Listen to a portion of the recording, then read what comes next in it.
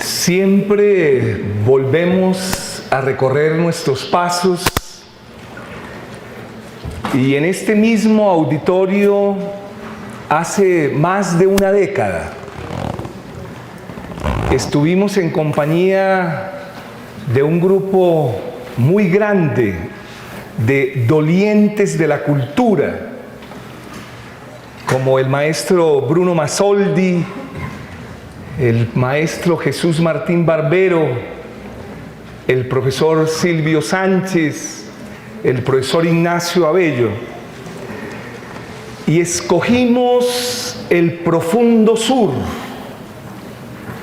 para convencer a Colombia que la dimensión cultural, la red y el tejido de la cultura era el cuidado más importante de la vida. Fruto de esas deliberaciones se fue persuadiendo a la academia y a los gobiernos de que había que hacer una ley general de cultura. Y esas reflexiones, esas preocupaciones, que de alguna manera se convirtieron en una moda pasajera, y esa es nuestra culpa y nuestro dolor, y es que se volvieron un poco transitorias y modas, de todas maneras nacieron en este territorio. Aquí con Jesús Martín, con Bruno Masoldi, con Silvio Sánchez, cuando muchos y muchas de ustedes eran tan solo niños, sabíamos que América Latina era un continente que podía aportar a la humanidad ámbitos fundamentales por nuestra diversidad creativa y cultural. Hoy agradezco que me permitan nuevamente volver a este escenario. Muchos de ellos ya han fallecido y las emociones hacen parte constitutiva de la vida. No podemos caer en esa pendularidad o racionalismo o romanticismo. Aquí, en Pasto, yo he conocido ese equilibrio de seres humanos emotivos, afectivos, que valoran la amistad, pero al mismo tiempo, como dicen nuestras comunidades indígenas, caminan la palabra y hacen, como dice la minga, tulbas de pensamiento caminando la palabra. Agradezco esa posibilidad gracias a esta Universidad de Nariño que tengo en mis entrañas, porque mi primera obra sobre cultura fue publicada por el Banco de la República y la Universidad de Nariño. Agradezco al Departamento de Sociología, ese departamento que en las luchas estudiantiles de América siempre será una vanguardia y que en el Plan Mínimo Básico de los Estudiantes, hoy la MANE, de 1970, el sexto punto era reabrir el Departamento de Trabajo Social y de Sociología de la Universidad Javeriana. No crean que la universidad pública y la universidad privada no son hermanas gemelas, porque como dijo un día Rafael Gutiérrez Girardot, no hay universidad privada, solo hay universidad pública. Otra cosa es que por un tiempo y con la veeduría de lo público, a algunos particulares se les otorgue el derecho de la educación pública. Desde esos años 70 hasta hoy, el Departamento de Sociología, y para mí es honroso también que me invite el Departamento de Sociología, porque me siento un filósofo no tradicional, como la Escuela de Frankfurt, que siempre consideró que filosofía sin ciencias sociales era árido y ciencias sociales sin filosofía era estéril. Teodoro Adorno Marcuse, Horkheimer. Agradezco a la cátedra Falsborda también porque hoy tenemos que reconocer que gracias a la capacidad anticipatoria del maestro Orlando Falsborda, sabemos que América Latina tiene voz propia, tiene autonomía y está aportando de manera radical y significativa al planeta en el campo de la sociología, en el campo de las ciencias sociales. Francisco López Segrera, en un bellísimo trabajo sobre la contribución de América a las ciencias sociales, nos recuerda que hemos aportado miles y miles de investigaciones, pero ni siquiera las hemos leído por nuestro eurocentrismo solapado. Término de Jesús Martín Barbero. Detrás de todo latinoamericano hay un eurocentrismo solapado. Agradezco al profesor Ricardo Oviedo porque en esto también los individuos hacen parte de la historia, por la persistencia de que este país es un país de regiones y mientras en la Universidad de los Andes los profesores desfallecen por hacer papers para la Universidad de Berkeley, la Universidad de Oxford o la Universidad de Harvard, yo creo que nuestro contacto es con la Universidad Tecnológica del Chocó, la Universidad del Tolima, la Universidad Surcolombiana, la Universidad de la Amazonía y la Universidad de Nariño.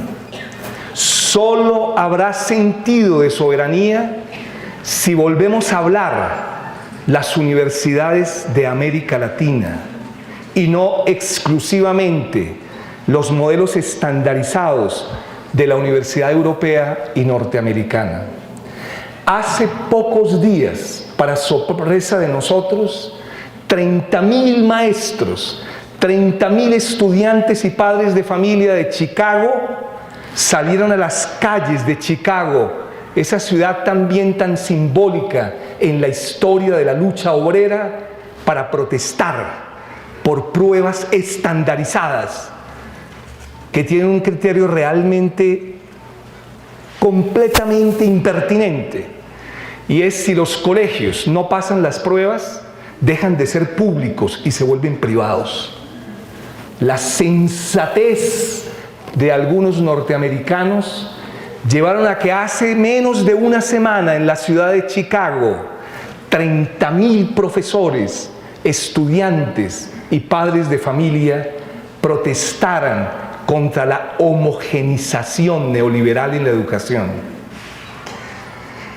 En el balance histórico que realiza el historiador Eric Hobsbawm sobre el siglo XX, prevé algunas tendencias de continuidad que marcarán el siglo XXI. Parece que la realidad contemporánea las está confirmando. La primera tendencia del inicio del XXI, que es una, como dice el maestro Hobsbawm, próximo a los 100 años, la más perturbadora, es la destrucción de los mecanismos sociales y culturales que vinculan la experiencia contemporánea del individuo con las generaciones anteriores. Los jóvenes, hombres y mujeres del inicio del siglo XXI crecen en una suerte de presente inmediato, en una especie de poca relación con la memoria, una especie, como dijera Lipovetsky, de imperio de lo efímero. Solo existe la inmediatez. Pero los mecanismos sociales y culturales que han cultivado las culturas sanas para preservar la memoria se están destruyendo.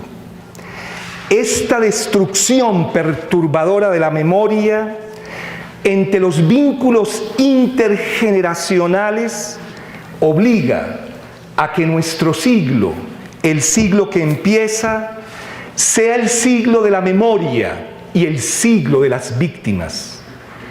El siglo XXI, según Brzezinski, citado por Hobsbawm, nos ha dejado 187 millones de víctimas. La verdad hoy no es un problema lógico-deductivo. La verdad hoy, como dijera Adorno, es prestarle la filosofía y las ciencias sociales a la verdad del sufrimiento de las víctimas. Lo más perturbador es que el vínculo intergeneracional entre ustedes y nosotros no tiene cultivo cultural ni mecanismo social. La segunda tendencia, prevista por Hobsbawm, que él llama muy significativa, es la conversión del mundo en una única unidad operativa que el investigador prefiere llamar la mundialización del capital, no globalización, pero que en América Latina hace ya más de 20 décadas, en los trabajos de Renato Ortiz, en los trabajos de Martín Oppenheim, en los trabajos de Aníbal Quijano, en los trabajos de Barlestein, ha sido diagnosticada negativamente. El tercer cambio, la tercera tendencia de los albores del XXI, es llamado por el maestro Hobsbawm un cambio cualitativo profundo. Cualitativo profundo. El mundo y la sociedad no es ya eurocéntrica. Al comenzar el siglo XX, Europa era todavía el centro incuestionado de la inteligencia, la cultura, la ciencia, el poder y la riqueza. Se ha producido la decadencia y la caída de Europa en todos estos niveles. Caída y declive previsto por Edmundo Husserl en esa obra monumental de 1936, que se llama La crisis de las ciencias europeas y el papel de la fenomenología trascendental. Este declive de Europa nos colma de interrogantes cualitativos. ¿Retornará a un nuevo centralismo, un chinocentrismo, un afrocentrismo, un latinoamericanocentrismo? ¿Predominará ante el declive de Europa la explosión de lo que Lyotard llamara los pequeños relatos? ¿O entraremos en una revolución individualista donde los proyectos colectivos, como dijera Taylor, estarán heridos de muerte? Consideramos que la noción de heterotopía, utilizada por Michel Foucault y Gianni Vattimo, nos puede orientar en algo para entender la frase de Hobsbawm: el mundo y la sociedad ya no es eurocéntrico. A diferencia del concepto de utopía, que supone una unión, una reunión, una convergencia, un acuerdo hacia el mismo fin, la heterotopía implica no abandonar los proyectos emancipatorios, preservar en el proyecto de la emancipación, pero reconocer que vamos hacia varios y distintos destinos. África no camina hacia el mismo destino que América Latina. Asia, Oceanía, Europa caminan hacia destinos heterotópicos. Los continentes caminamos hacia otros destinos. La idea ilustrada de Kant, de Fichte, de Condorcet, de que todos nos vamos a modernizar y hacia una misma modernidad unívoca, ha fenecido. El sur no significa un lugar geográfico, sino proyectos heterotópicos diferenciables. Ya no somos eurocéntricos, es la ratificación de que hay otros mundos posibles, de que hay otras alternativas posibles de sociedad, de vida, de ecología, de los derechos de la madre tierra. En ese sentido, la transformación del mundo y la sociedad puede ocurrir por caminos no previstos por la ciencia y la filosofía occidental. El sur no es un problema topológico, geográfico, físico. El sur, como lo dijera en algún momento el viejo Kant en su último texto antes de morir, a los 80 años, Tratado de Pedagogía, exigid solo un fin a la educación, todo lo demás sobraría. Educad a los jóvenes y a los niños para que reconozcan que este no es el único mundo posible. Hay otros mundos posibles, otros caminos heterotópicos posibles. El profesor Orlando Falsborda cumple un papel anticipatorio en ese reconocimiento de que ya no somos eurocéntricos. Dedicó su vida como pionero e impulsor a una gran cantidad de inquietudes humanas, pero tal vez hay 4 muy fuertes en su existencia vital. La primera, la reforma agraria y el campesinismo, la tierra, los derechos de la madre tierra. En ese sentido, hoy adquiere una inmensa vigencia, una anamnesis, un rememorar redentor, su obra en ese campo. Segundo, la participación popular, la participación desde abajo, la participación de los propios sujetos en todo proceso de investigación social. En investigación no hay objetos, siempre hay sujetos. Y tercero, otra de sus obstinadas persecuciones y fantasmas, un ordenamiento territorial autonomista, autogestionario, desde los propios sujetos, territorios, espacios y regiones.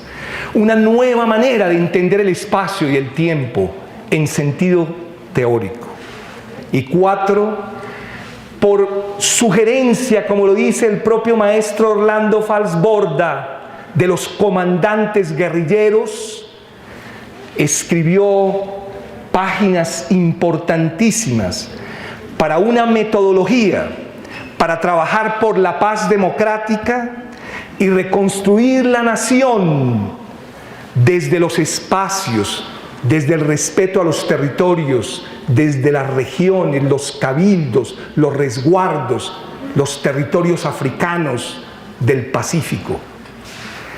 Para enfrentar estos 4 y múltiples otros problemas, como buen investigador social y sociólogo, trazó 3 rutas fundamentales.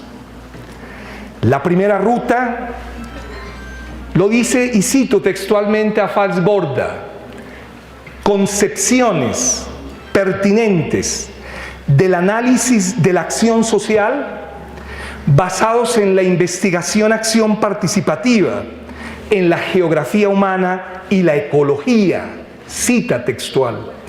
Necesitamos concepciones pertinentes y diferentes a las dominantes en Europa sobre la acción social, no Habermas, sino Manfred Max Neff, no Luhmann, sino Aníbal Quijano.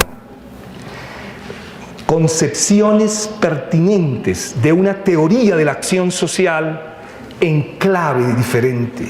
2, modificar de forma radical las concepciones y praxis del ordenamiento territorial. Y 3, que lo dejó esbozado al final de su vida, alimentar también políticamente la sociedad, salir de esta contracción y debilitamiento tremendo de la política hacia, como dice él, completar el panorama, la de un socialismo humanista con base ecológica y regional. En relación al primer tema, es decir, concepciones pertinentes de la acción social desde la investigación-acción participativa, nos dice de manera elemental, como gran profesor que fue, con el fin de refrescar la memoria sobre los componentes de la investigación-acción participativa, resulta muy útil recordar que ella no se encuentra orientada exclusivamente al fetiche de la investigación. No es investigar por investigar como un fin en sí mismo. Y 2, que no es únicamente, como quieren confundirla, educación de adultos. Las metas del conocimiento liberador y del poder político de la investigación-acción participativa son 2 hilos, 2 fines últimos. El primero, capacitar, formar a los grupos y clases oprimidas a adquirir suficiente creatividad y fuerza transformadora, las que se deben expresar en proyectos regionales, en acciones, en políticas y en luchas de la resistencia. Es decir, la primera meta es Bildung, formación, paideia, pero esto que se queja a la UNESCO desde el informe de Educación, Cultura hace más de 20 años, creatividad.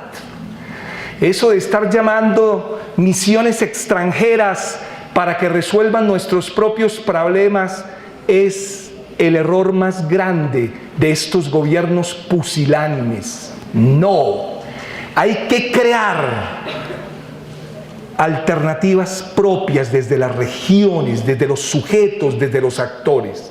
Cuando uno lee el famoso libro de los 10 sabios, Colombia al filo de la oportunidad, que está muy a la expectativa de las propuestas, les digo que queda completamente desalentado. Hubiera preferido que ese libro de reforma a la educación lo hicieran los maestros de Turbaco, Timbiquí o cualquier región de esas que llamamos no modernas. 2, producir y desarrollar un proceso de pensamiento sociopolítico con el cual las bases populares se puedan identificar. La segunda meta es la dimensión política y social de la investigación. Los proyectos no vienen de arriba, los proyectos no vienen de la tecnocracia, los proyectos no vienen de los intelectuales, los proyectos vienen desde abajo, como están emergiendo en toda América Latina, y lo voy a tratar de demostrar. La primera meta de la investigación-acción participativa podemos denominarla dando poder al común, dice Orlando Falsborda. Esa palabra que está en la minga, en el Congreso de los Pueblos, en la Marcha Patriótica, en el Movimiento Sin Tierra, en el movimiento de los mapuches de Chile. Dar poder al común, y que hoy Negri y Hare en su último libro empiezan a tomar como punto de atención Commonwealth. ¿Qué entendemos por común y qué entendemos por el buen vivir en América Latina? La segunda meta, una meta clave de la investigación-acción participativa contra el eurocentrismo: la ciencia y la investigación no es un fetiche con vida propia.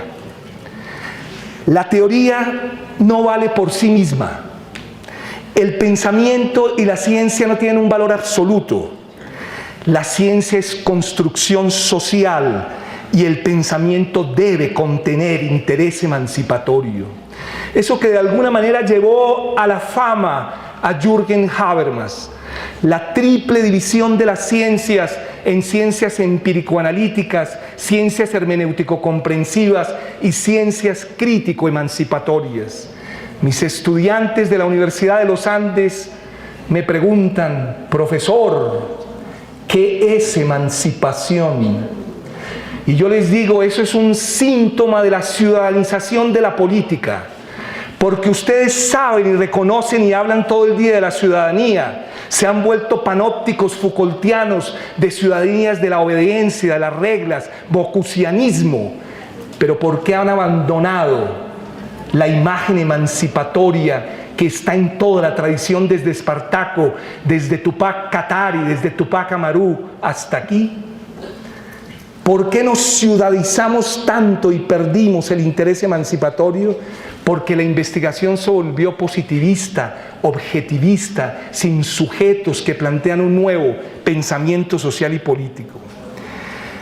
Para fomentar lo que llama Orlando Falsborda el contrapoder popular, oigan la genialidad del maestro, debemos cultivar en la investigación-acción participativa los siguientes principios.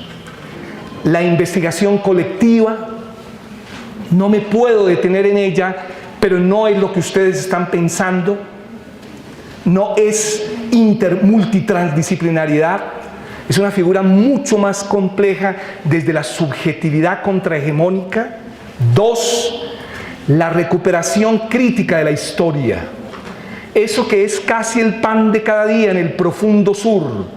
Como dijera Walter Benjamin, hasta ahora la historia escrita la han escrito los vencedores. Tenemos que hacer otras historias de nuestros territorios, otras historias de nuestras universidades que no sean la historia dominante y hegemónica de los vencedores. 2, 3, valorar las culturas populares. Ese tema que en América Latina tiene una clave política. ¿Qué es lo popular? Resistencia contra hegemonía y emancipación.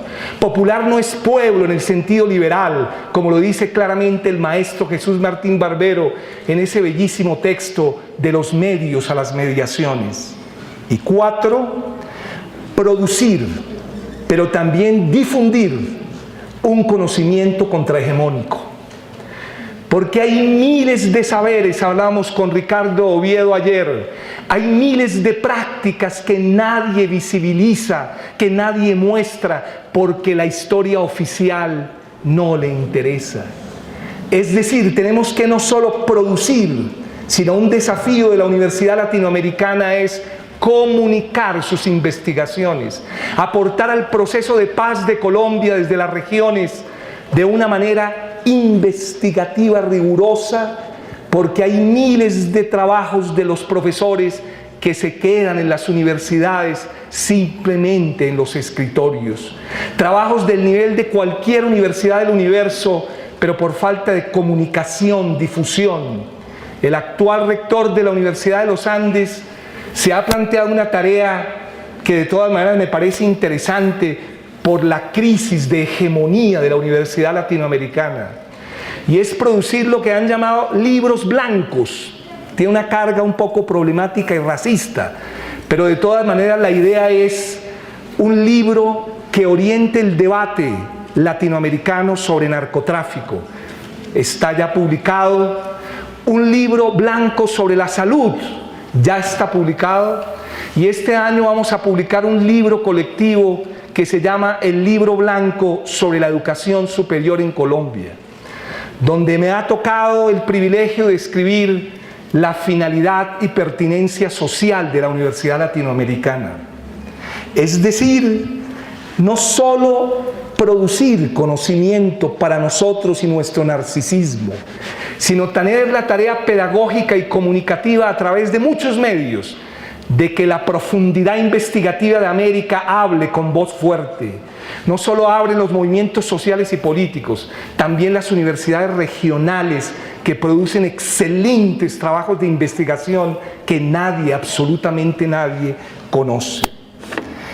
En relación con la segunda obsesión de Orlando Falsborda, si la primera es, digámoslo, epistemológica, entre comillas, y es una nueva teoría de la acción social desde la investigación-acción participativa, la segunda es el reordenamiento territorial con nuevos criterios. Tenemos que volver a pensar de manera alternativa el espacio, el tiempo, las regiones. La idea en Falsborda es magistral. Empieza como todo profesor. Debemos quitar de la mente los ídolos de Bacon, algunas telarañas concernientes a la idea de espacio y de territorio, porque la hegemonía ha sedimentado unas nociones de espacio y territorio político-administrativo totalmente equivocadas, totalmente equivocadas. Quitemos las telarañas en ese concepto tan cuidado por las comunidades indígenas de América. Territorios. Primero, en frase de Falsborda, derruir esa noción limitada a que el espacio es solo una dimensión física, hacia una concepción del espacio como construcción social, de unidades transitorias, de unidades maleables, y utiliza dos conceptos súper novedosos: unidades recipientes y unidades maleables. Es más la idea de un territorio cultural, de un territorio relativo, como dice él, al maestro Einstein y no Newton.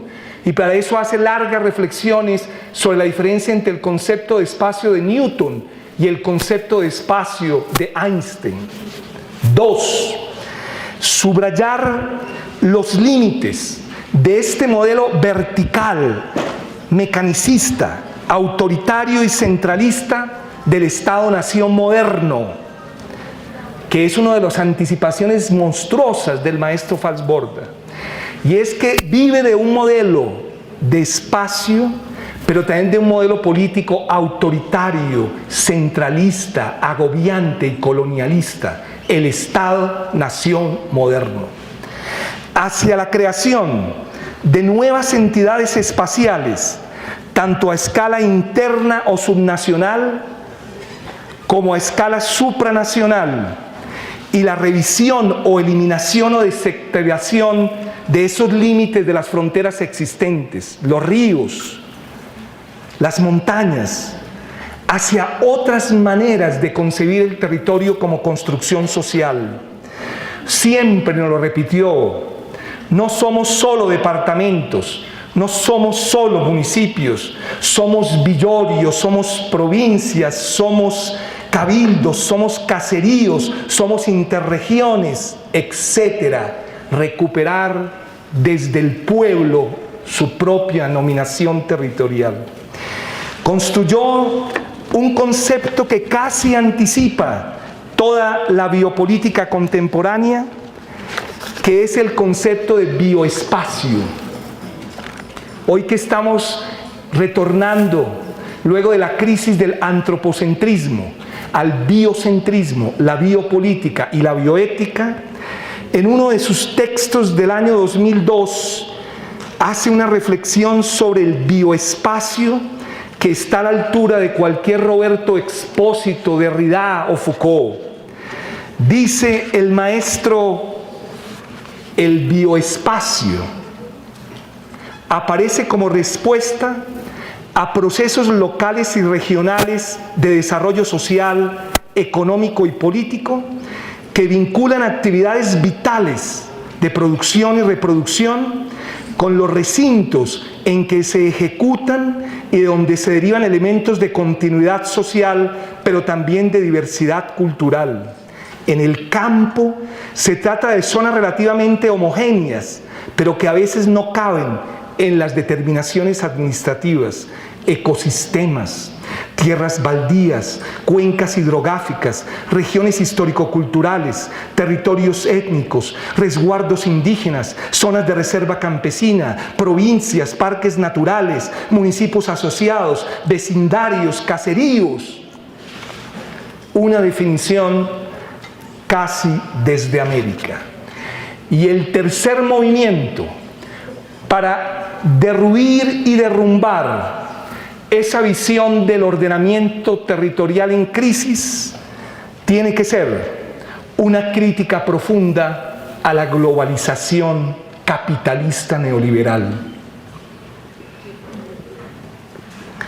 Para el maestro Falsborda, la globalización, esa palabra tan manida, es de origen y contenido euro-norteamericano u occidental, cito textualmente, y por ello esa palabra lleva consigo el viejo peligro de barrer otras culturas, como hicieron los cristianos con los indígenas del Nuevo Mundo a partir de Colón.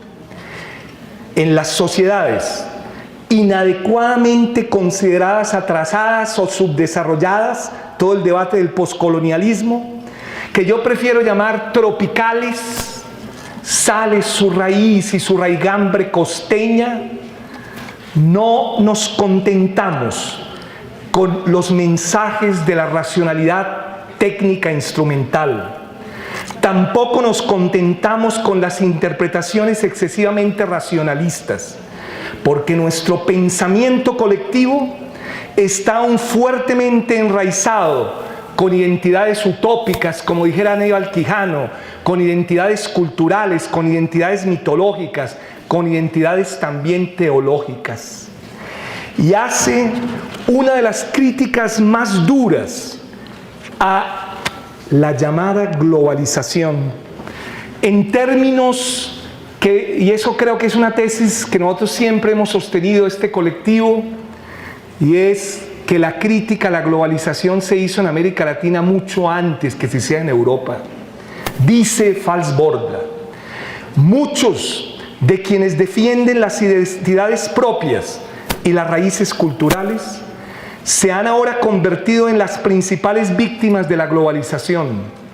La juventud, los indignados, sin futuro cierto, las mujeres sobreexplotadas y oprimidas, los ancianos relegados a sí mismos, los grupos marginales de las ciudades y los campos, mayormente pobres y sujetos a la delincuencia, son precisamente los grupos que para subsistir han dependido y siguen dependiendo gracias a los espacios locales y a las comunidades específicas.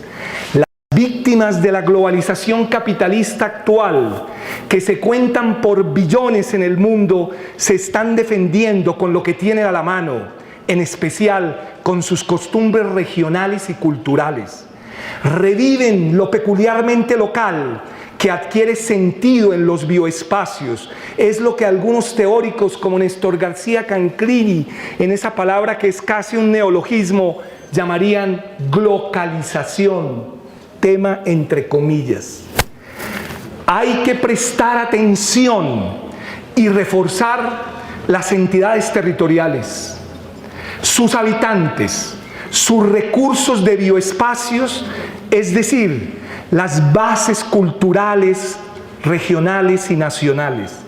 Se convierte en una táctica universal de supervivencia colectiva contra la globalización neoliberal.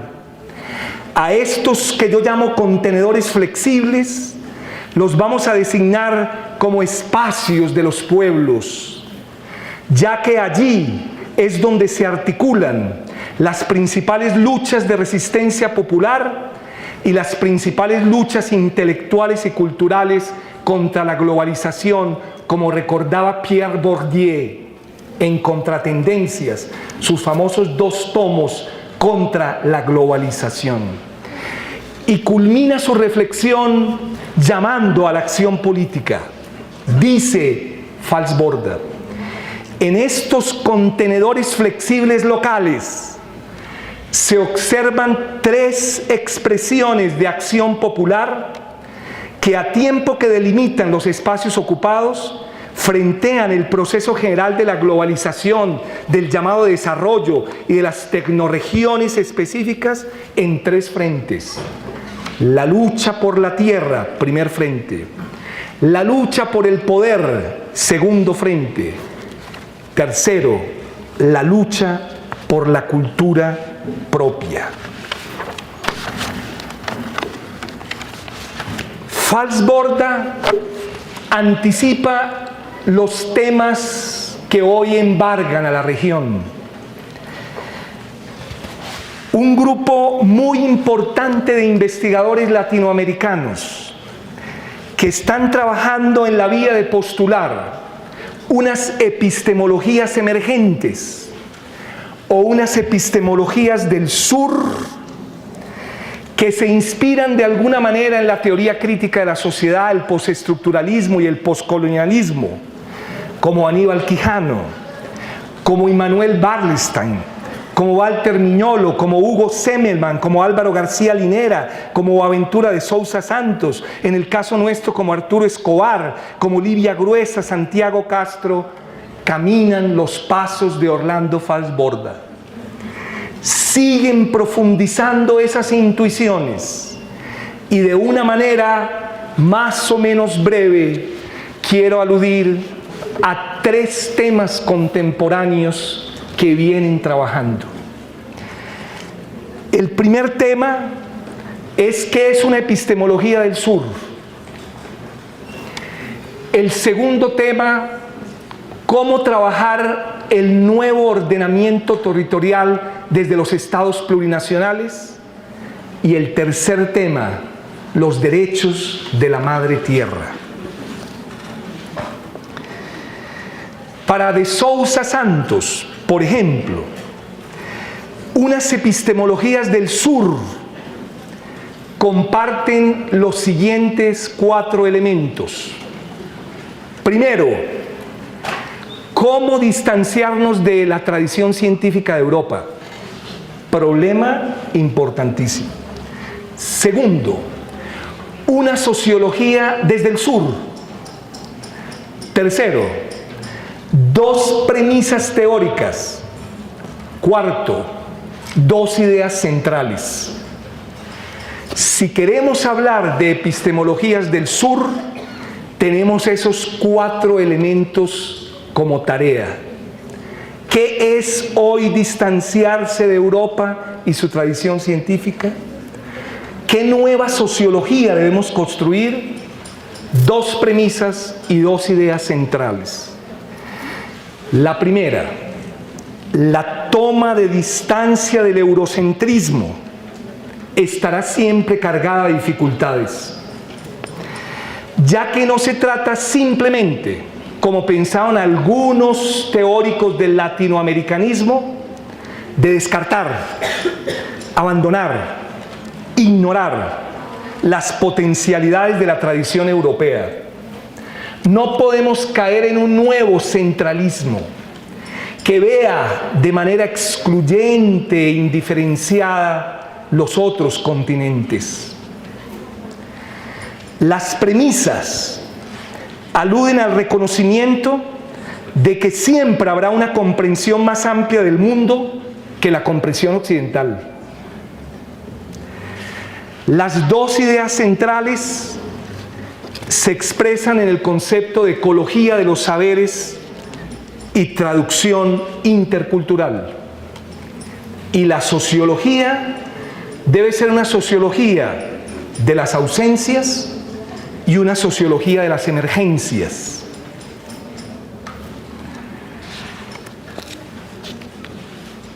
Distanciarse de Europa no puede significar para nosotros hoy echar a la basura, pasar por alto la riqueza de la tradición europea, sino significa tres movimientos muy difíciles de cumplir.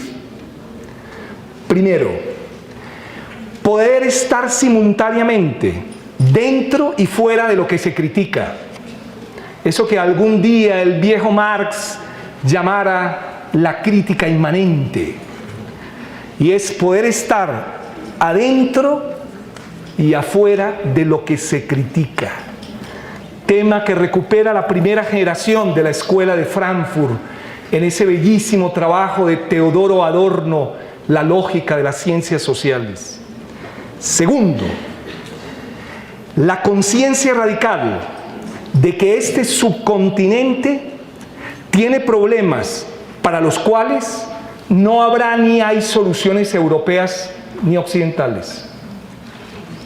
Las miles de misiones técnicas, las miles de visitas del Banco Mundial, el Fondo Monetario y ahora la ODEC son solo soluciones limitadas. 3. La comprensión de que toda transformación epistemológica no es un simple asunto intracientífico, como lo conciben los europeos, ¿no? Modificaciones en el método, modificaciones en la condición investigativa. No. Sino toda transformación de la investigación es una transformación en la totalidad social. Si la investigación se modifica la totalidad de lo social. ¿Qué es una sociología de las ausencias? ¿Y qué es una sociología de las emergencias? Lógicamente, la sociología de las ausencias es analizar epistemológica y sociológicamente cómo se ha producido el colonialismo en la construcción del conocimiento, cómo nos han invisibilizado, cómo nos han vuelto ciudadanos de quinta, cómo nos han vuelto sudacas y cómo nos han llamado dizque tercer mundo, subdesarrollo y cositas de esas cargadas de colonialismo. Sociología de las ausencias. ¿Cómo nos han invisibilizado? ¿Cuáles son las estrategias epistemológicas, sociológicas y políticas? Y sociología de las emergencias, que está emergiendo diferente a Europa en nuestro continente. En cuanto a la colonialidad eurocéntrica, se han usado 5 dispositivos Foucaultianos. Sociología de las ausencias. Primer dispositivo: todo lo que el canon europeo no legitima o no reconoce, o es inexistente, o es incultura, o es atraso. 2. La idea según la cual la historia tiene un sentido y dirección única, y aquello que no corresponde a ese sentido es inferior, es residual, es atrasado o es subdesarrollado. Los términos progreso, modernización, desarrollo, globalización, tercer mundo cumplen esa función. Y es la idea de que vamos siempre para el mismo camino que son ellos. 3. Conforma el proceso de naturalización y estereotipo de unas lógicas de clasificación social que el eurocentrismo representa como el hombre blanco, el hombre culto, el hombre europeo, la visión civilizadora, y todo lo distinto es inferior. 4. La lógica de la escala dominante, que trabaja con el privilegio que el eurocentrismo otorga al universal. Nosotros otorgamos lo particular. Ellos son lo universal. Nosotros somos la excepción diversa de lo particular. Y 5. La estrategia de lógica productivista, que sanciona el crecimiento económico como Producto Interno Bruto, como crecimiento de las exportaciones, eso que hasta el propio John Rawls, Amartya Sen, Martha Nussbaum, en sus famosos textos sobre el desarrollo, ya vienen criticando hace más de 3 décadas. Pero lo que no cabe en la lógica consumista productivista es o improductivo o inútil. Esa de las más odiosas palabras, la utilidad y la inutilidad. Por eso el viejo Nietzsche decía, la filosofía para hacerlo tiene que ser inútil, o si no, no es crítica. La sociología de las emergencias, que emerge en clave contextual no occidental eurocéntrica. Podemos decir, esta es una agenda de investigación. Esta es la agenda de todo latinoamericano. Volver a leer Flaxo, Claxo y no estar leyendo Harvard, Berkeley o Massachusetts. Prender su computador siempre en clave de nuestra producción. Y es que todo lo que queramos investigar tiene referente en Latinoamérica. Claxo y Flaxo son referencias obligatorias para un estudiante de ciencias sociales. Quien no los ha aprendido nunca en su vida es porque su solapado universidad le cultiva el eurocentrismo. Yo nunca en mi vida, cuando estudié filosofía, oí el nombre de un filósofo o filósofa colombiana o latinoamericana. Me tocó pasar más de 2 décadas cuando empecé a oír el nombre de Rafael Carrillo, Cayetano Betancourt, el nombre de Abel Naranjo Villegas, el nombre de José Luis Romero, de Alejandro Cor, y empecé a decir, la culpa es de mi universidad también. ¿Qué emerge? ¿Qué sociología de la emergencia?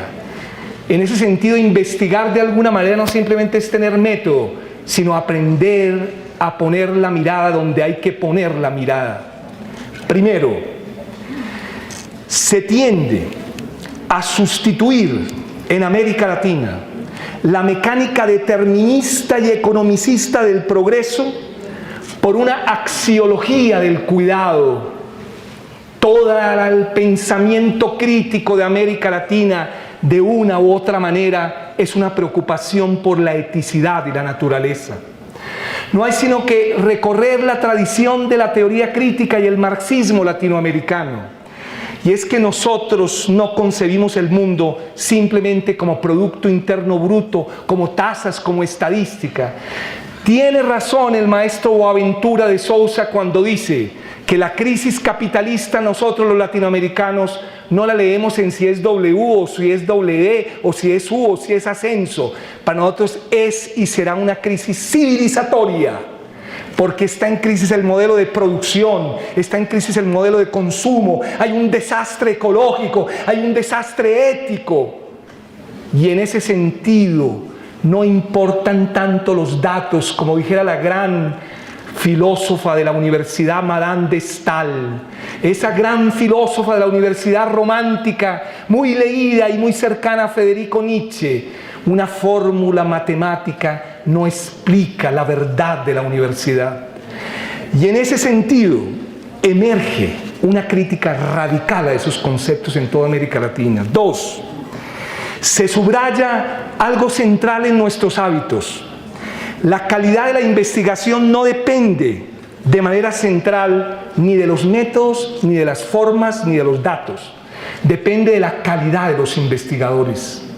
Para nosotros todo sentido investigativo pasa por la pregunta casi de la epimeleia eute, como dijera el último Foucault, el cuidado de uno mismo y de los otros como investigador. El cuidado, la axiología del cuidado, los sujetos que investigan, la problemática emotiva, afectiva, formativa, económica. Nosotros no somos profesores de Harvard, nosotros no somos profesores de Berkeley, nosotros no queremos imitar esa manera de entender el saber, porque nuestro sentido es trabajar por la transformación de la sociedad y no adquirir más puntos para el cajero electrónico. Nuestro sentido es simplemente desde las raíces de nuestra América, un sentido que está en Sucre, en Bolívar, en Santander y en toda la tradición del pensamiento crítico, y es la dimensión ética. Por eso nuestro marxismo es del de Che y no el del marxismo soviético. No nos interesa, como dice el Che, un socialismo que simple sea una mejor repartición de la riqueza. Me interesa la construcción de hombres y mujeres nuevos. Lo otro no me interesa. Un marxismo cosificado de las cosas. No. 3. El reconocimiento de la raíz emocional de los conceptos teóricos puros. En este sur global, esas emociones pasan por el sufrimiento, la carencia, el hambre, la desesperación, la memoria, las víctimas. La prioridad regional de las dimensiones subjetivas y emotivas interpela todos los campos de las ciencias sociales en América Latina. Y 2 premisas. Primera premisa: La comprensión del mundo, ya lo dije, será siempre mucho más amplia que la comprensión occidental. Y por lo tanto, nuestra propia transformación del mundo no solo puede ocurrir por caminos no previstos, sino debe ser nuestra propia obra, no la obra de otros. Segunda premisa: la diversidad del mundo es infinita, porque incluye modos distintos del ser, del sentir, del pensar, de concebir el tiempo, de relacionarnos entre nosotros, de organizarnos, de producir bienes, de utilizar el tiempo libre y de relacionarnos con la madre tierra. Las dos ideas centrales, que son casi una crítica a Sócrates y la tradición occidental, son la ecología de los saberes, que como ustedes saben es un tema clave de la crítica a la Universidad Latinoamericana, y la traducción intercultural. Quiero centrarme solamente un poco en la ecología de los saberes. Hoy no hay ignorancia o conocimiento en general, como supone Popper y supone Sócrates, que hay un conocimiento o una ignorancia en general. No. Todo conocimiento es el triunfo de una ignorancia en particular. Aprender ciertas formas determinadas de conocimiento implica el olvido de otras, volverse ignorante de ellas. Algo que está un poco en Heidegger, ¿no? Todo mostrar es un ocultar, no todo mostrar es una transparencia. Conocimiento es una forma de ignorar e invisibilizar otras formas del conocimiento. Y ese conocimiento vive y tiene que vivir del ocultamiento de esas otras maneras de conocer. Asumir que la ignorancia no es un punto de partida, sino un punto de llegada. Otra vez contra Popper y de golpe contra Sócrates. La ignorancia no es nada que ver con la llenura o la refutación del método racionalista criticista de Popper y que vamos mejorando y se vamos al progreso. No. Conocer es ignorancia y debe llegar a la ignorancia como condición del conocimiento. Para la ecología de los saberes es crucial saber si lo que se está aprendiendo es valioso o más bien debería ser olvidado o no aprendido. Es el gran debate hoy de que el concepto pedagógico de universidad no puede empezar por calidad y excelencia. Tiene que empezar por donde hay que empezar, y es pertinencia. La premisa de toda discusión pedagógica no es calidad y excelencia, sino la pregunta previa, anterior y a priori es pertinencia. Porque de todas maneras es crucial saber qué debería no ser aprendido en Colombia. ¿Qué debería ser olvidado en Colombia para poder producir un conocimiento crítico, emancipatorio? Se presupone que las prácticas entre los seres humanos y sus relaciones con la naturaleza implican más de una forma de conocimiento. No solo hay ciencia, hay mito, hay religión, hay filosofía, hay cultura. La ciencia no es la única manera de conocer el mundo. Si ella tiene la custodia única de la verdad del mundo, preparémonos para el terrorismo. Un diálogo sincero de carácter epistemológico implica reconocer el carácter incompleto, ignorante de todo conocimiento. En el fondo, ecología de los saberes es modificar la idea socrática y la idea popperiana de ignorancia y conocimiento hacia otras concepciones alternativas. El segundo hilo conductor de América Latina, y sobre ello no me detendré, pero les llamo mucho la atención que es un tema básico de las ciencias sociales, es el tema de la refundación del Estado en América Latina en una clave territorial diferente. El constitucionalismo europeo moderno, que es producto de unas élites políticas e intelectuales muy precisas, Creía que el Estado y la nación era un espacio homogéneo, sus fronteras eran precisas hasta el exterior, era organizado de acuerdo a instituciones centrales e instituciones subordinadas de las regiones, regulado por un sistema muy coherente de leyes y fuerzas de coerción. Hoy, en nuestra región, desde el movimiento social y popular, no desde la universidad y la academia, se está configurando un nuevo constitucionalismo desde abajo. Algunas de sus premisas y postulados subvierten totalmente el constitucionalismo europeo. Un trabajo sobre ese campo está en la agenda de la investigación social latinoamericana. Estados plurinacionales, no estados uninacionales. En cada estado no hay una sola nación. Existen varias naciones en cada estado. Una nueva institucionalidad. La Constitución de Bolivia reconoce tipos de autonomía muy diferentes a las constituciones tradicionales. Autonomía regional, autonomía municipal, autonomía de los distritos indígenas originarios campesinos. La Constitución de Ecuador reconoce 5 gobiernos autonómicos, etcétera, etcétera. Una territorialidad alternativa, el sueño del maestro Orlando Fals Borda. Y un tercer punto al que no le hemos puesto mucha atención, y oigan la creatividad y la imaginación de América, conectar epistemología con los derechos de la madre tierra.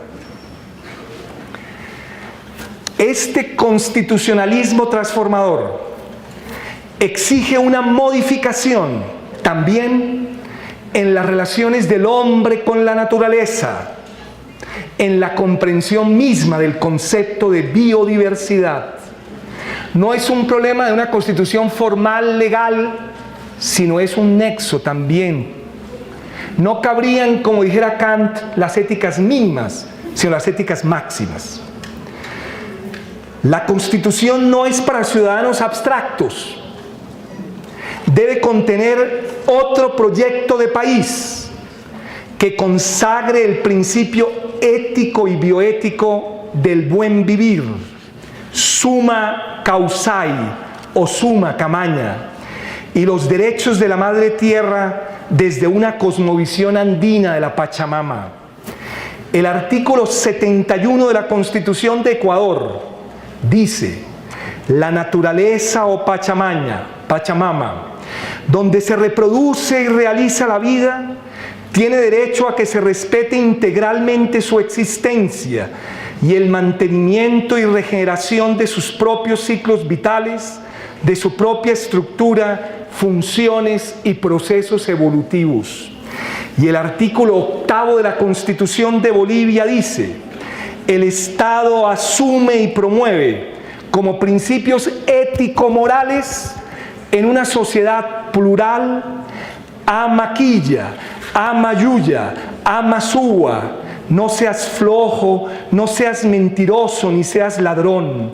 Suma camaña, vivir bien. Yandereco, vida armoniosa. Tecocabi, vida buena. Ibi mareay, tierra sin el mal.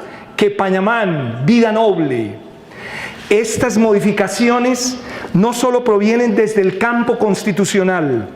Las investigaciones de Arturo Escobar muestran que uno de los espacios más esperanzadores para la construcción de una filosofía ambiental es la defensa de modelos locales de la naturaleza que partan de los propios movimientos. Y narra en uno de sus textos, que no voy a detenerme, cómo aprendió en un mamo de la Sierra Nevada toda la experiencia de los derechos de la madre tierra.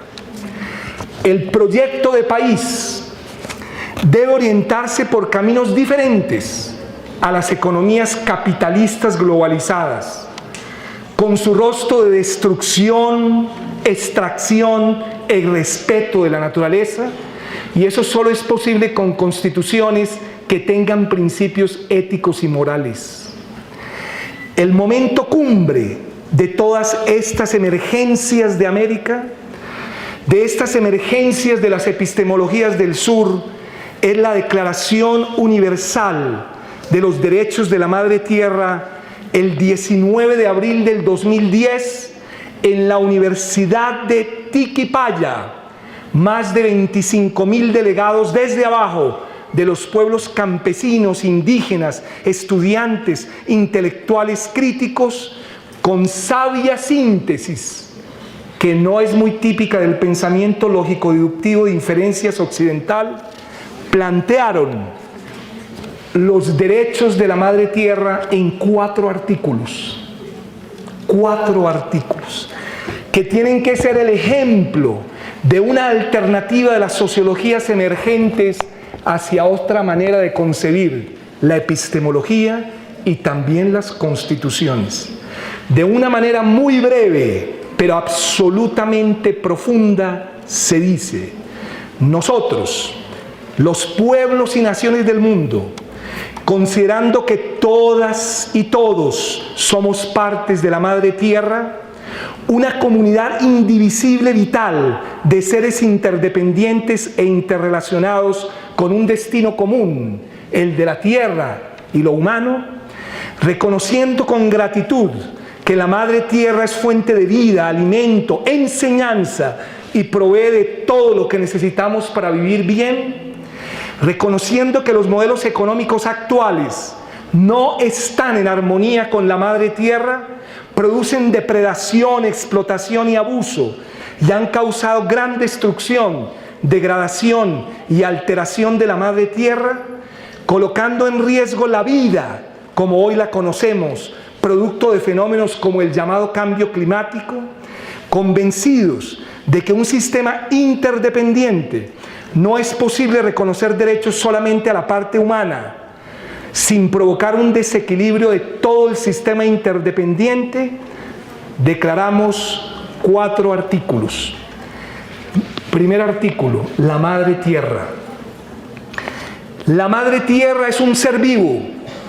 Se acabó eso de nuestra química y física de los orgánicos e inorgánicos.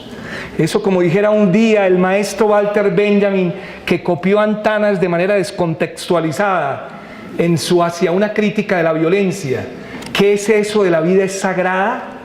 Y la gran pregunta primera del maestro Walter Benjamin en ese bellísimo texto de 1921 es: ¿estamos hablando de la vida humana o de la vida de todas las especies?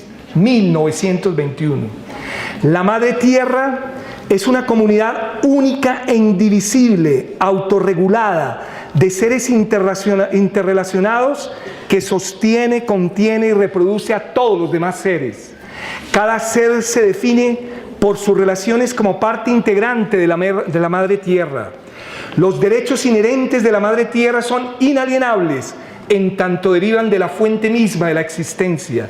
La Madre Tierra y todos los seres tienen derechos fundamentales, puro biocentrismo, reconocidos por esta declaración sin distinción alguna, sin discriminación alguna, como puede sugerir esa separación entre seres orgánicos, inorgánicos, especies, origen, uso para los seres humanos o cualquier condición que también produce discriminación en la naturaleza.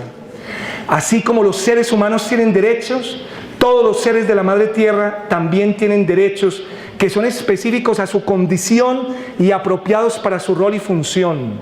Los derechos de cada ser están limitados por los derechos de los otros seres. Y termina, porque no la voy a leer completa, pero es una de las vetas más innovadoras y creativas de América, como haría un filósofo. 2 definiciones. Artículo 4. 2 definiciones. El término ser, que Heidegger o Aristóteles le dedicaron grandes reflexiones, incluye todos los ecosistemas, todas las comunidades naturales, todas las especies y otras entidades naturales que aún estén emergiendo en la madre tierra y no tengan nombre. Segunda, nada en esta declaración podrá restringir el reconocimiento de otros derechos inherentes a todos los seres o de cualquier ser en particular. En ese sentido, podemos afirmar que este continente, gracias a la voz a veces invisibilizada, a la voz a veces oculta, pero a la voz anticipatoria de Orlando Falsborda, que empezó a sembrar y orientar el camino a América Latina, es un continente que construye epistemología.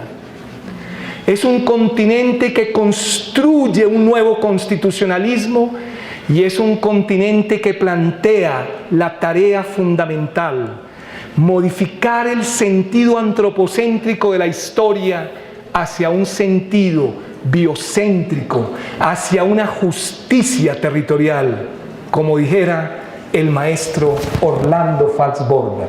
Muchísimas gracias. Bueno, son preguntas para otra invitación, ¿no?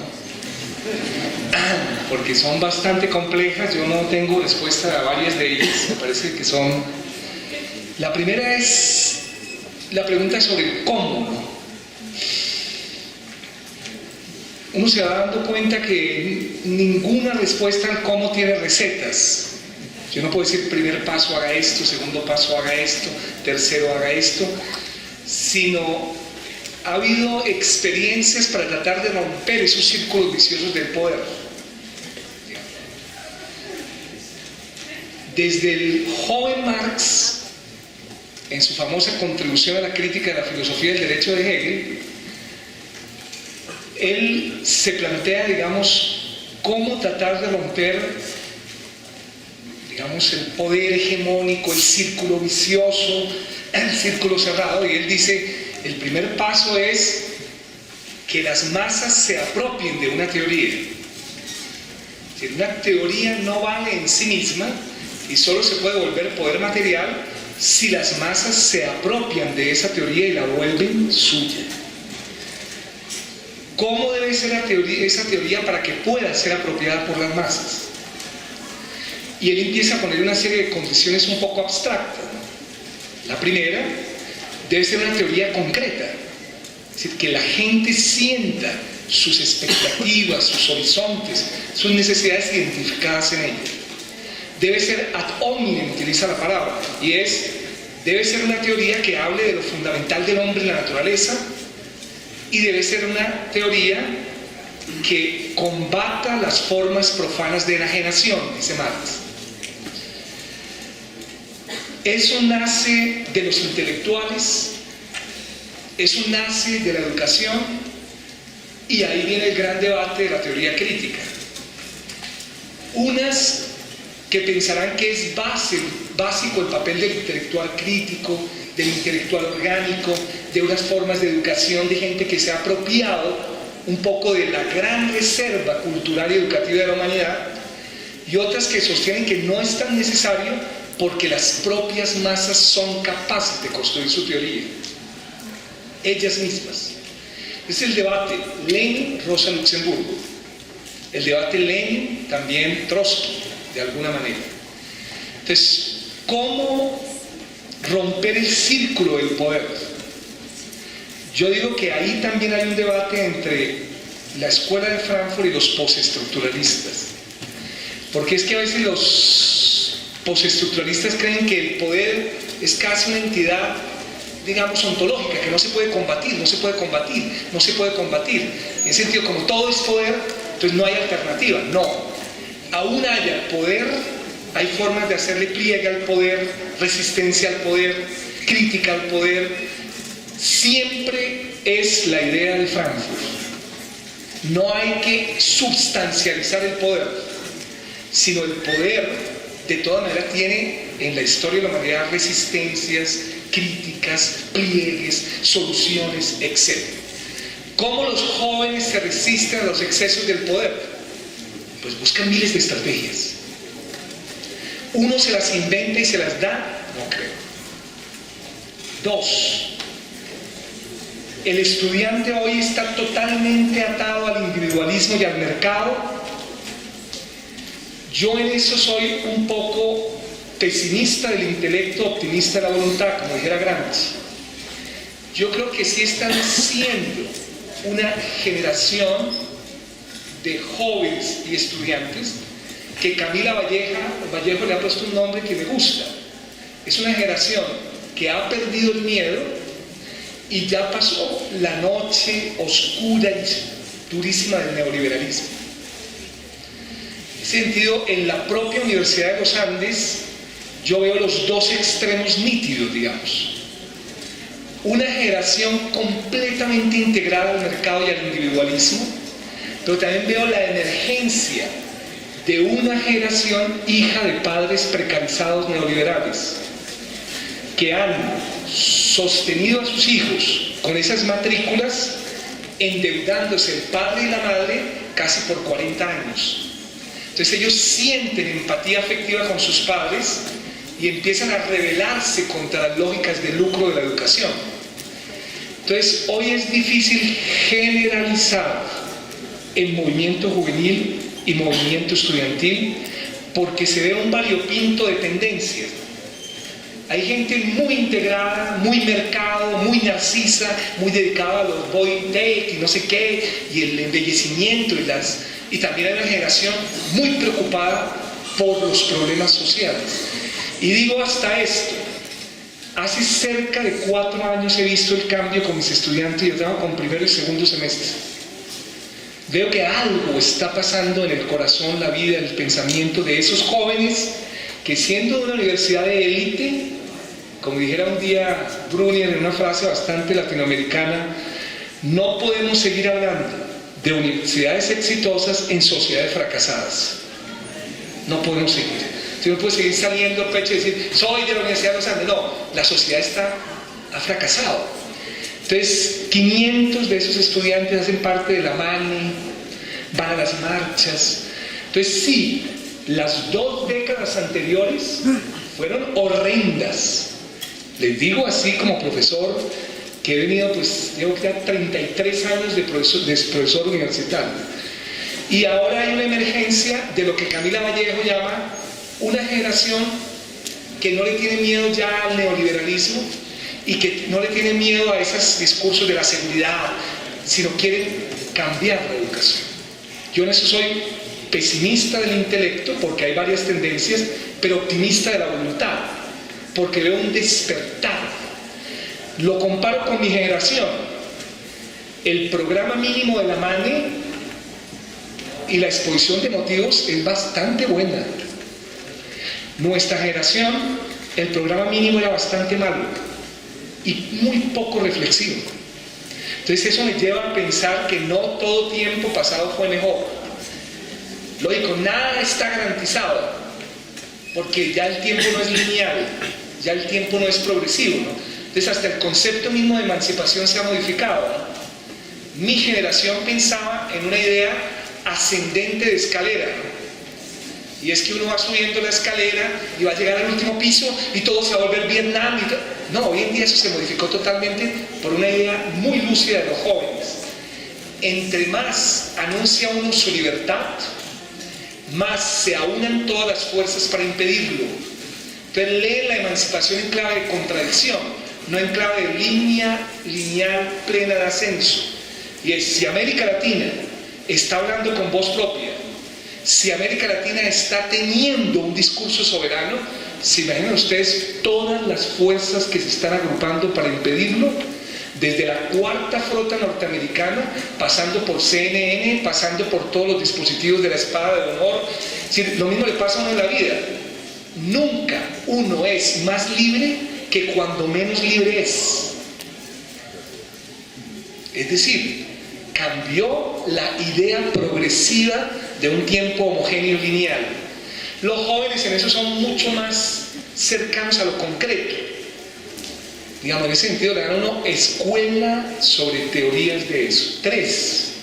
Habermas hace parte de lo que nosotros llamamos las 3 generaciones de la escuela de Frankfurt.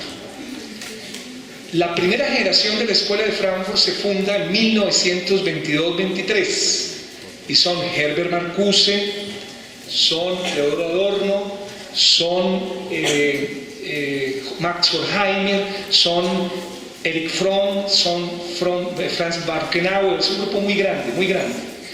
Lo que pasa es que la experiencia de la primera Escuela de Frankfurt es el ascenso del fascismo y el exilio. Entonces el tono político de Frankfurt es un tono muy duro y muy radical y muy sospechoso de que siempre se puede restaurar el fascismo, que siempre a la educación hay que exigirles que no vuelvan los campos de concentración de Auschwitz. Entonces el tono espiritual de Adorno, Horkheimer y Marcuse es un tono muy peculiar. Es mi generación, yo me formé con Marcuse casi. Es como mi maestro teórico y filosófico, ¿no? El hombre unidimensional, etc. Luego aparece una segunda generación, de la cual los nombres más famosos son el maestro Jürgen Habermas, que en este momento está cumpliendo la módica suma nación el 28. Quiere decir que Habermas tiene del 2012, 84 años, vivo, Habermas. Y hay otro compañero de él muy importante que se llama Karl Otto Appel. Esa generación se forma en otro estadio de la vida alemana, y es el estado benefactor, el estado de bienestar, etcétera, etcétera, que es lo que ha llamado Erich Hobsbawm, con una frase bellísima, del tríptico del siglo XX, ¿no? De 1914 a 1945, la edad de las catástrofes, es la primera escuela de Frankfurt. De 1945 a 1973, la edad de oro del capitalismo, los años dorados. Pero ya la tercera generación de la escuela de Frankfurt, que es pues un grupo de pensadores, Helmut Dubiel, etcétera, es otra manera de concebir el asunto. Habermas es discípulo de Teodoro Adorno, lo forma, es filósofo y sociólogo de formación y se volvió muy famoso en América Latina. ¿Por qué? Y ahí viene la bibliografía que tú me pides. Y es que el jovencito Habermas, muy protegido por su profesor Teodoro Adorno, lo llevó al famoso debate del 62 de la lógica de las ciencias sociales, donde es un artículo que se llama Teoría Analítica y Teoría Dialéctica de la Ciencia. Pero en el año 65 da una conferencia, que es la que te recomiendo que primero leas. Quiere decir que si alguien quiere entrar a Habermas, no se ponga a leer cualquiera de las obras, sino se lea una obrita que se llama Conocimiento e Interés. Porque ¿qué es lo raro de América Latina? Que Habermas es famoso sin leerse. Eso pasa mucho aquí, ¿no? Habermas escribe muy mal, pésimo. Por ejemplo, la teoría de la acción comunicativa, que es una obra en 2 tomos, donde hace un capítulo dedicado a Max Weber, otro dedicado a Parson y otro dedicado a Durkheim, que sería un buen curso de sociología. Es decir, la lectura frankfurtiana de la escuela de Frankfurt es un lector que no entiende uno ni una palabra. Entonces, lo que yo diría es, si alguien me preguntara, profesor, quiero informarme de lo que escribió Habermas, yo le daría una bibliografía así. Léase la conferencia Conocimiento e Interés, que son 8 parágrafos. Y luego léase una obra del 85 de él que se llama El discurso filosófico de la modernidad. Si las entendió, ahora sí empieza a leer la otra obra de él.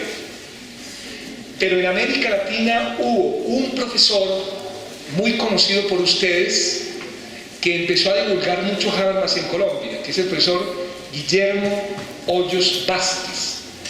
Entonces hubo un grupo en el CINEP, hubo un grupo muy amplio que empezó a volverse habermasiano, pero mediado por Guillermo Hoyos. Pero que uno lea a Habermas, les digo, con esas 2 obritas tienen ustedes para un año de lectura con juicio. Es un hombre de 84 años, muy erudito, ha construido la teoría de la clasificación de las ciencias que les acabo de decir en su obra Conocimiento e Interés, ha diferenciado muy bien lo que es racionalidad instrumental estratégica de racionalidad comunicativa, y esos aportes hacen parte de la investigación de acción participativa? Sí. La cuarta pregunta es la más difícil porque yo cometo ahí de golpe un error que tienen que tenerlo muy, y creo que el compañero lo ha detectado perfectamente, y es: ¿se puede pegar sin conflicto Falsborda con lo que hoy se llama los estudios decoloniales o poscoloniales así fácilmente? No se puede pegar fácilmente. Yo creo que es mucho más marxista Orlando Falsborda que el otro grupo, mucho más. Pero eso no quita que no haya ciertos rasgos de familia, más que todo en la intuición anticipatoria, digo yo. Los estudios de Walter Mignolo, los estudios de Wallerstein, los estudios de Boaventura son precarios. Yo comparto tu tesis.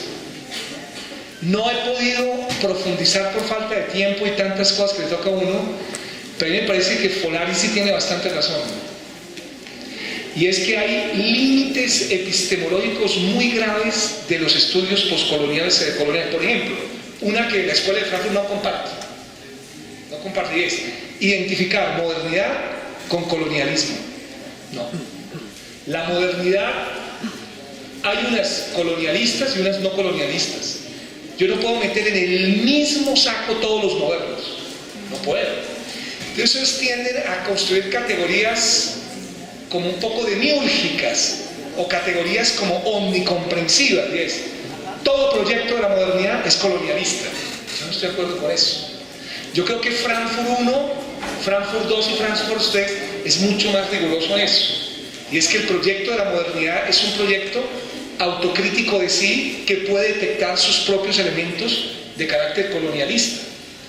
Por ejemplo, el abandono del marxismo me parece negativo, como lo hace Habermas en el 91 y lo hacen ciertos postcoloniales. Yo no creo que el marxismo sea una teoría que hoy nos sirva para comprender la realidad, pero es que es una teoría súper vigente. Que abandonen la teoría de la emancipación subjetiva, que confundan el poder con la emancipación. El tema es muy neurálgico, hay precariedades. La tuya es más allá de mi exposición, porque detecta el hilo conductor perverso, que eso es lo importante, y es: Falsborda no es un decolonial poscolonial, no lo es. Lo digo, ustedes no tienen por qué estar informados de ese debate, pero en el fondo la tarea de muchos intelectuales es tratar de llegar. ¿Qué diferencia hay entre el postestructuralismo decolonial y la teoría crítica de la sociedad? Eso es una agenda para otra época. Y es que no es lo mismo Falsborda que el pensamiento decolonial en muchos puntos. Yo creo que eso está, y lo comparto totalmente todo lo que los estudios. Por ejemplo, el tema del culturalismo, el tema que se vuelva moda, se vuelva adorno, eso me parece interesante. Y 5, eso sí es una agenda de investigación, que yo no me atrevo porque estoy un poco alejado, y es: ¿qué nociones de territorio, qué nociones se están usando en la investigación social colombiana? Eso me parece interesantísimo. De buenas existió Falsborda, porque los herederos de Falsborda utilizan un concepto de territorio mucho más allá de lo físico, de lo administrativo, de la soberanía de Estado-Nación, hacia ideas mucho más complejas, dinámicas del concepto de territorio. Y voy a poner un desafío, que es lo que estamos trabajando en el colectivo Walter Benjamin, y es en la minga indígena, en el Congreso de los Pueblos, en la marcha patriótica, en los grupos de lo que podemos llamar el campo de lo popular, ¿qué noción de territorio está emergiendo? No nos interesa tanto lo que piensa el profesor de la Universidad de los Andes o el profesor de la Universidad de Nariño, sino estamos como muy preocupados en lo que ustedes llaman el giro pragmático lingüístico de la investigación, y es cómo los movimientos sociales reales están construyendo y emergen esas nociones. Eso es lo que nos interesa a nosotros en algunas investigaciones. ¿Cuáles son las palabras que más usa la minga social indígena, el Congreso de los Pueblos, la marcha, el Polo mismo en sus documentos no está muy mediado para ver si el campo popular de Colombia, como pasa con el movimiento Sin Tierra, el movimiento de los mapuches, el movimiento hacia el socialismo, todos los movimientos de América Latina con raigambre político-cultural, están resignificando la noción de territorio. Eso es lo que me está interesando ahora. Habrá intelectuales, bueno, va a venir Fabio Zambrano. Me han dicho, Ricardo, que en una próxima invitación vendrá una de las personas que ha trabajado poco urbanismo y territorialidad en Colombia, historiador. A él le podrían preguntar más sobre las corrientes intelectuales para el abordaje del territorio. Yo hoy estoy más preocupado por las corrientes desde abajo, las tumbas del pensamiento, caminando la palabra, el buen vivir, la gente del común. Es decir, cómo desde un mundo no academicista emergen categorías de las ciencias sociales, ¿no? Y yo creo que ese sería el camino de Fassborda. Yo no sé qué dicen los expertos, ¿no? Pero creo que Fassborda nos recomendaría hoy trabajar más en esa vía, las subjetividades de actores mismas produciendo desde abajo sus experiencias teóricas y prácticas de la territorialidad. Eso de golpe lo recomendaría. Entonces yo lo que hago es, oigan la falla que tenemos, bajamos los manifiestos, las plataformas políticas y demás de todos esos grupos, y luego hacemos una taxonomía y empezamos a ver cómo un poco lo comprendo. Trabajo un poco hermenéutico, pero desde textos. ¿A dónde vamos a llegar? No sabemos, pero estamos trabajando en eso. Les agradezco muchísimo, gracias por la atención. Esta será otra